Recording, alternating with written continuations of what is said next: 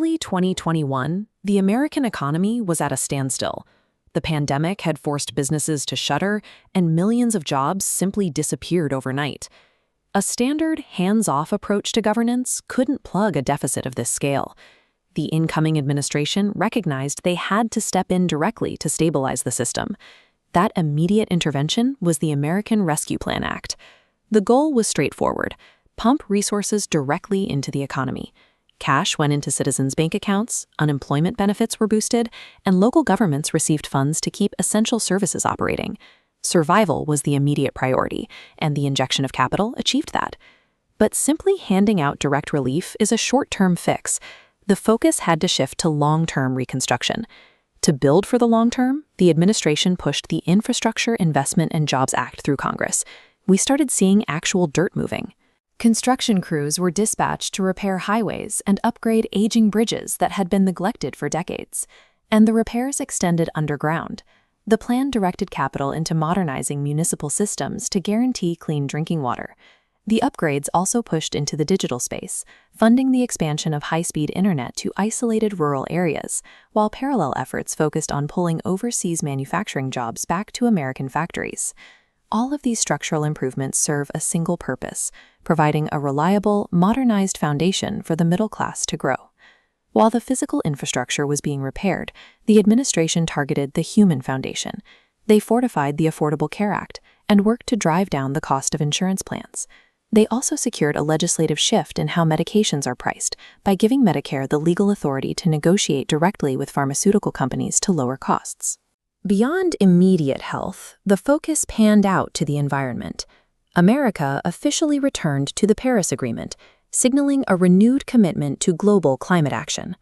Domestically, that commitment took the form of the Inflation Reduction Act, which unlocked hundreds of billions of dollars for domestic clean energy projects.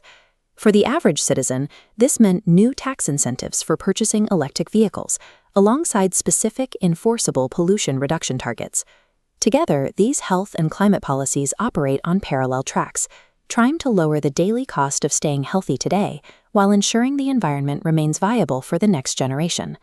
But active intervention met heavy resistance, particularly in education.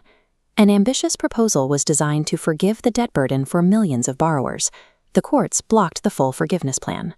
Forced to pivot, the administration rolled out alternative repayment structures designed to lower monthly bills instead of wiping the slate entirely clean. Looking outward, global security demanded a different kind of active management. The administration prioritized repairing international alliances, placing a heavy emphasis on reinforcing NATO.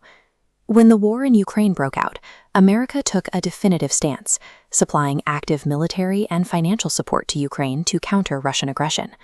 Simultaneously, long-term strategic focus remained fixed on macroeconomic and geopolitical competition with China.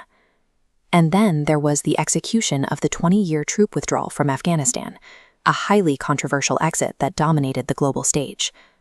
Domestically, efforts to pass major social legislation regarding LGBTQ rights and gun control faced significant roadblocks. Yet globally, the administration aggressively reclaimed America's posture of international leadership.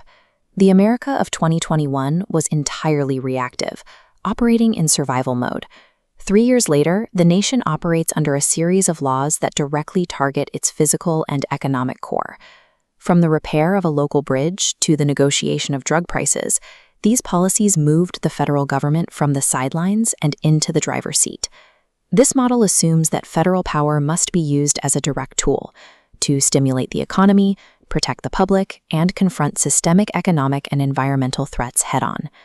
Regardless of which individual proposals thrived or stalled, the Biden blueprint aggressively set a new direction, moving America out of an immediate crisis and establishing the infrastructure for the next decade of growth.